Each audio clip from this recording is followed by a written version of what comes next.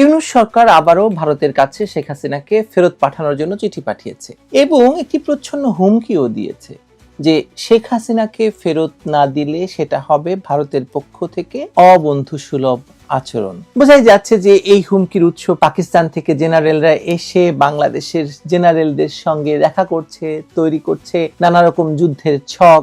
হয়তো শেখ হাসিনাকে কেন্দ্র করে একটি যুদ্ধ বাঁধিয়ে দিতে পারে বাংলাদেশ, কিন্তু প্রশ্ন তো সেটা নয়। ধরুন এই মুহূর্তে যদি শেখ হাসিনা বাংলাদেশে ফিরে আসেন, তাহলে ইউনূসের সরকার কতদিন ক্ষমতায় টিকবে বলে আপনার ধারণা বলুন তো?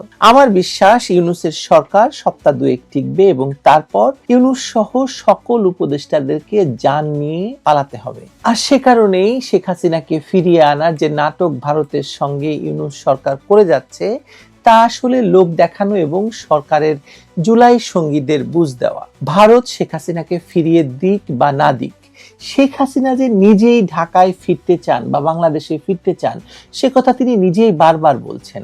কিন্তু তার জন্য তো প্রস্তুত হতে হবে ইউনূস সরকারকে, তাই না?